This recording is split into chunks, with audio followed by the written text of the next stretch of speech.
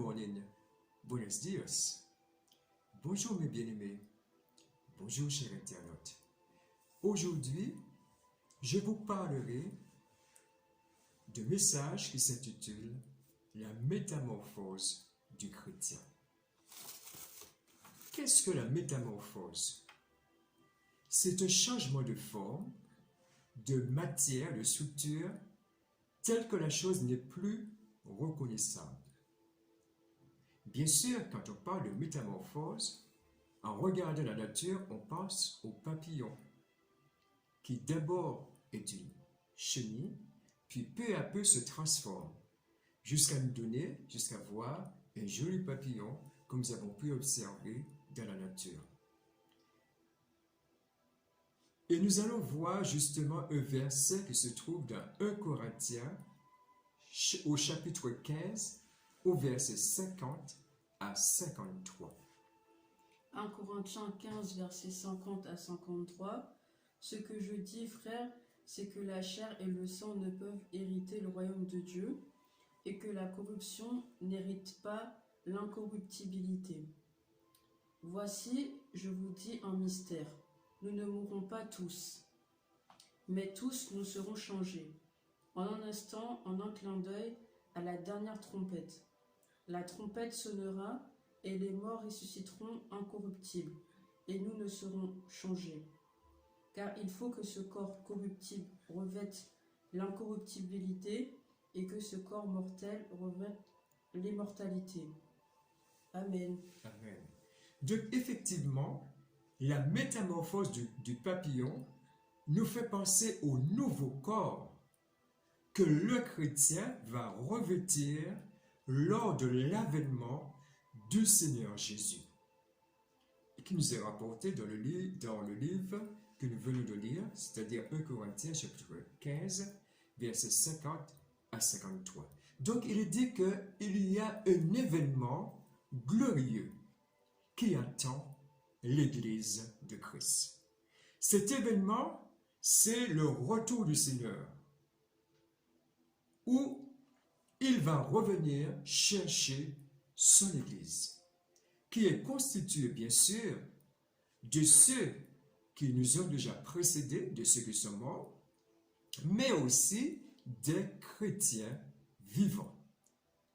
Parce que lorsque le Seigneur reviendra, eh bien sûr, nous connaissons nos frères et sœurs qui nous ont précédés, qui sont dans la tombe, mais il y aura encore des chrétiens qui seront vivants. Mais il y a quelque chose de formidable qui va se passer. Et vous savez, lorsqu'il y a une repentance sincère, lorsqu'on croit en Jésus, le Seigneur lui-même opère déjà une transformation de l'intérieur. On va voir cela dans le livre d'Ézéchiel, au chapitre 36, au verset 26 à 27. Ézéchiel 36, versets 26 à 27. Je vous donnerai un cœur nouveau, et je mettrai en vous un esprit nouveau.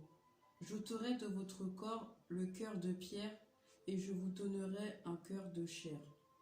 Je mettrai mon esprit en vous, et vous ferai en sorte que vous suivriez mes ordonnances, et que vous observiez et pratiquiez mes lois. Amen. Amen. Amen. Donc nous voyons que lorsque nous nous repentons de nos péchés, c'est-à-dire lorsque nous disons bye-bye au péché, nous ne voulons plus pratiquer le péché de notre vie, nous voulons donner notre vie au Seigneur Jésus, et bien déjà, il y a une transformation, mais de l'intérieur. Parce que le Seigneur vient nous donner un cœur nouveau. Il vient nous donner un esprit nouveau. Pourquoi? Parce que l'homme en lui-même n'a pas la possibilité de se changer lui-même. Il n'a pas la possibilité d'avoir un nouveau cœur. C'est l'œuvre de Dieu qui nous donne un nouveau cœur, capable d'aimer Dieu et capable aussi d'aimer notre prochain. Vous savez, si Dieu ne vient pas transformer le cœur, nous sommes capables de pires atrocités. Parce qu'il est dit que le cœur est tortueux par-dessus tout. Et qui peut le connaître? Donc nous avons besoin d'une transformation. Lorsque nous nous repentons, Dieu vient lui-même. Il opère cette première phase de transformation. Il nous donne un cœur nouveau. Il nous donne un esprit nouveau. C'est-à-dire un esprit capable d'être en communion avec lui. Et cela nous fait penser un peu au jardin d'Éden, où le Seigneur venait, il communiquait avec l'homme. Il parlait avec l'homme. Et là, il y avait un dialogue qui s'instaurait. Mais le jour où le péché est intervenu, eh bien, cette relation a été coupée. Mais lorsque nous nous repentons de nos péchés, eh bien, le Seigneur rétablit la communication. Et à ce moment, nous pouvons communiquer à nouveau avec notre Père Céleste. Et c'est exactement ce que le Seigneur fait lorsque nous nous repentons. Lorsque nous disons bye-bye au péché, à nouveau, il rétablit cette communication. Il rétablit cette relation. Et aujourd'hui, plus que jamais, nous avons besoin d'être en relation avec Dieu. D'être en relation avec celui qui nous a créés. Je vous dirais, c'est comme si on dirait, je prendrais un exemple assez simple. Je dirais par exemple un bébé. On dirait que ce serait une folie de penser qu'un bébé pourrait vivre sans ses parents. Le bébé, pour croître, pour grandir, a besoin de cet univers, a besoin des parents pour grandir en maturité, de façon à être un être équilibré. Et nous retrouvons notre équilibre lorsque notre relation est rétablie avec Dieu.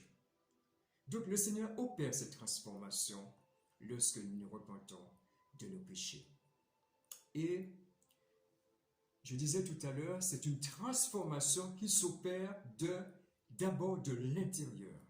Dieu regarde d'abord au cœur. Il regarde le cœur. Qu'est-ce qui se passe dans le cœur? Et lorsque nous nous repentons, la Bible nous dit que si quelqu'un est en Christ, il est une nouvelle créature. Les choses anciennes sont passées et voici, toutes choses sont devenues nouvelles. Le désir de Dieu, c'est que tous les hommes se repentent et parviennent à la connaissance de la vérité. Parce que Dieu aime le monde. Il a tant aimé le monde qu'il a donné son Fils unique, afin que quiconque croise en lui ne périsse point, mais qu'il ait la vie éternelle. Il est vrai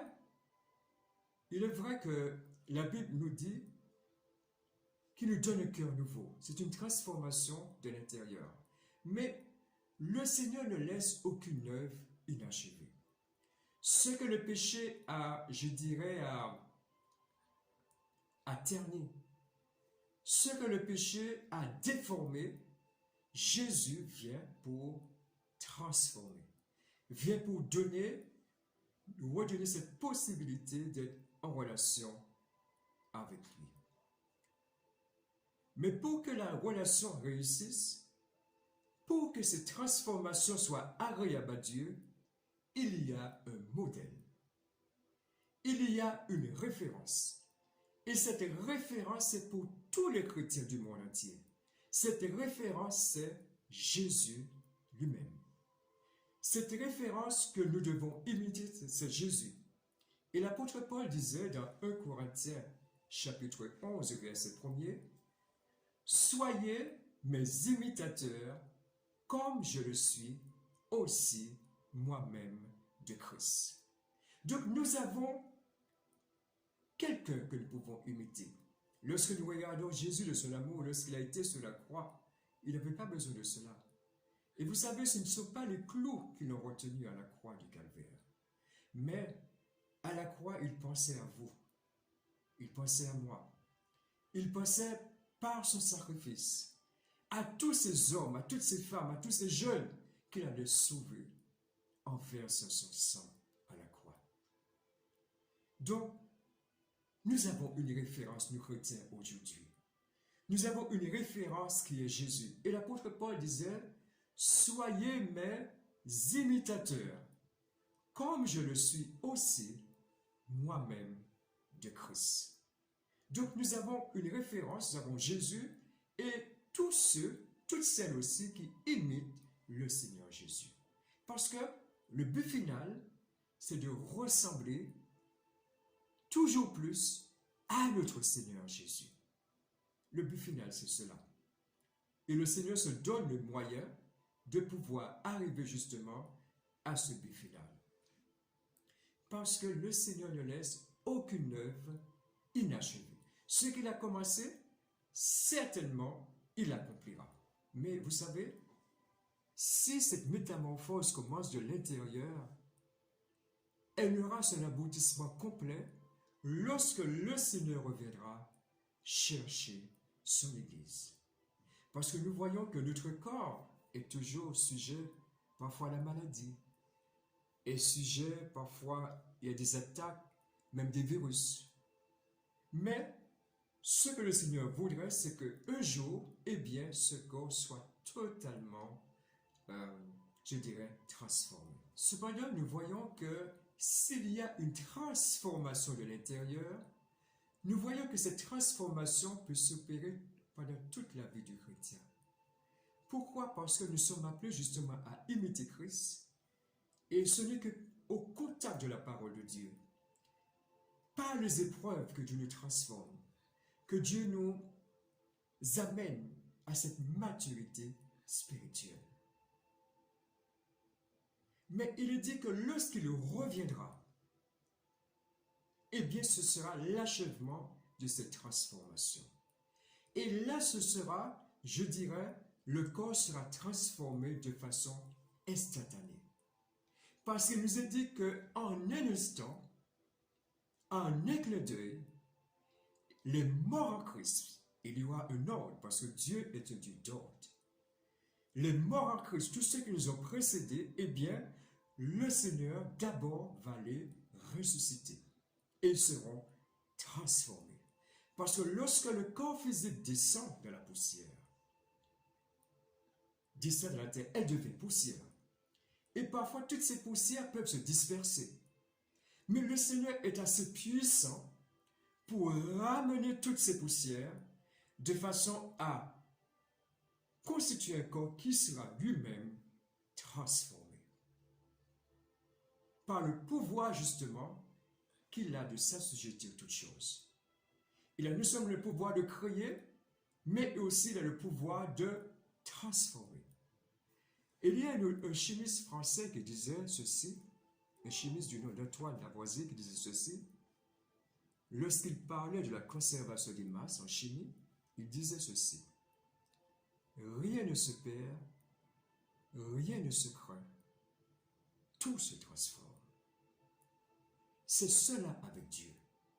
Qu'importe que les poussières soient dispersées aux quatre coins de la terre, mais notre Dieu est assez puissant pour les rassembler de façon à transformer ce corps pour sa gloire. Avec Dieu, rien ne se perd. Et il apporte une importance à notre corps qui est aussi, le chrétien, le temps de son esprit. Et ensuite, lorsque ceux qui sont morts en Christ ressusciteront, eh bien, nous les vivants, et l'apôtre Paul pensait de son temps qu'il allait figurer parmi aussi les vivants, mais nous pouvons penser peut-être nous aussi, nous allons figurer parmi ceux qui seront vivants, eh bien, à ce moment-là, nous les vivants, nous serons transformés en un instant, en un clin d'œil, pour revêtir un corps nouveau. Parce que nous voyons que ce corps que nous avons est limité. Parfois, ce corps, lorsque nous devons aller, je ne sais pas moi, nous devons aller soit en Espagne ou ailleurs, il nous faut un moyen de locomotion. Ce corps est sujet à la maladie, bien que le Seigneur a tout pouvoir pour nous guérir. Parce que le même miracle qu'il accomplissait quand il était sur la terre, il accomplit encore aujourd'hui les mêmes miracles. Et Jésus est celui encore qui guérit notre corps. Parce qu'il dit, c'est par ces meurtrissures que nous avons été guéris. Donc, le Seigneur, lorsqu'il va revenir chercher son Église, eh bien, les morts en Christ vont ressusciter et nous, les vivants, nous partirons à sa rencontre. Mais ce corps glorieux qu'il nous donne sera capable eh bien, de voir le Seigneur dans toute sa beauté. On peut se rappeler de Moïse, on va voir cela dans Exode, le livre de l'Exode, au chapitre 33, au verset 20, où Moïse, qui était un ami de Dieu, à un moment donné, lorsqu'il conversait avec le Seigneur, il va lui dire, mais Seigneur, fais-moi voir ta gloire. Et nous allons voir qu'est-ce que le Seigneur va lui dire, justement, dans le livre de l'Exode, au chapitre 33, au verset 20. L'Éternel dit, tu ne pourras pas voir ma face, car l'homme ne peut me voir et vivre. Amen. Amen. Donc nous voyons que même Moïse, qui était un grand homme, qui était l'ami de Dieu, dans sa, je dirais, il ne pouvait pas voir Dieu. Il ne pouvait pas voir la face du Seigneur. Et Dieu va utiliser tout un stratagème pour que Moïse finalement le voie, mais pas de sa face. Le Seigneur va le mettre dans le creux d'un rocher, va le recouvrir de sa main, afin qu'il ne voie pas sa face. Parce que nul ne peut le voir tel qu'il est. Sinon, c'est la mort instantanée. Et on peut voir aussi l'apôtre Jean, lorsqu'il a été exilé sur l'île de Patmos, lorsqu'il va voir un aspect du Seigneur ressuscité, eh bien, lui-même, qu'est-ce qui va se passer? Il va tomber comme mort. Mais le Seigneur va lui dire, et nous allons le voir de l'Apocalypse au chapitre 1er, au verset 18. Apocalypse 1er, verset 18. Je suis le premier et le dernier et le vivant. J'étais mort et voici, je suis vivant au siècle des siècles. Je tiens les clés de la mort et du séjour des morts. Amen. Amen. Donc le Seigneur va rassurer son disciple en lui disant, ne crains point. Il va voir, il sera ravi au jour du Seigneur.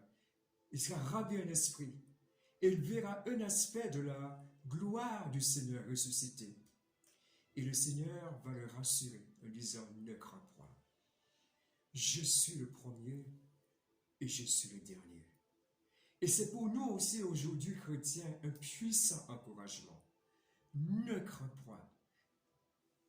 Face à tout ce que nous voyons, c'est vrai, cela peut, le monde est en train de s'agiter, mais le Seigneur nous rassure en disant, ne crains point. Parce qu'il a les clés de la mort et du séjour des morts. Nos vies sont dans ses mains. Nous chrétiens, nos vies sont dans ses mains. Lui-même a dit que même les cheveux de nos têtes sont tous comptés. Donc il nous rassure encore aujourd'hui en disant de ne pas craindre. Et en lui, nous avons cette pleine assurance de savoir qu'il contrôle, malgré tout ce que nous voyons, malgré un monde qui s'agite, malgré des situations qui arrivent dans le monde, ne comprenons pas toujours, mais nous savons qu'au-dessus de tout, il y a Jésus qui contrôle et qui continue à transformer notre corps. Et bientôt, il reviendra. Et je terminerai par cette parole de 1 Jean au chapitre 3, au verset 2, qui va nous encourager à continuer à persévérer. Bien-aimés, nous sommes maintenant enfants de Dieu et ce que nous serons n'a pas encore été manifesté, mais nous savons que lorsqu'il paraîtra, nous serons semblables à lui parce que nous le verrons tel qu'il est. Amen. Amen. C'est que le Seigneur, de cette transformation qu'il a commencé de l'intérieur, veut transformer notre corps. Mais pour que nous soyons toujours avec lui. Pour que nous ne soyons pas comme Moïse, où il est obligé de nous cacher. Non, parce que nous le verrons tel qu'il est. Dans toute sa gloire, dans toute sa puissance, nous le verrons tel qu'il est. Et ce corps ne sera plus sujet à la maladie, plus sujet à la mort, plus sujet aux infirmités, mais ce corps, ce sera un corps incorruptible. Un corps incorruptible, un corps immortel, qui ne sera pas sujet à aucune maladie. Où nous allons vivre éternellement avec Jésus, éternellement avec tous ceux qui l'ont aimé. Comme nous dit l'apôtre Pierre, lui que vous aimez, sans l'avoir vu. À qui vous croyez, sans le voir encore, vous réjouissant d'une joie ineffable, parce que vous obtiendrez le salut de vos âmes pour prix de votre foi. Donc c'est le moment de vraiment trouver notre énergie, notre force dans la parole de Dieu, dans les promesses du Seigneur, à savoir que ce qu'il dit, certainement il accomplit. Et lui qui a commencé cette œuvre de transformation en nous, rendra complètement son œuvre lorsqu'il reviendra nous chercher. Que le Seigneur soit béni.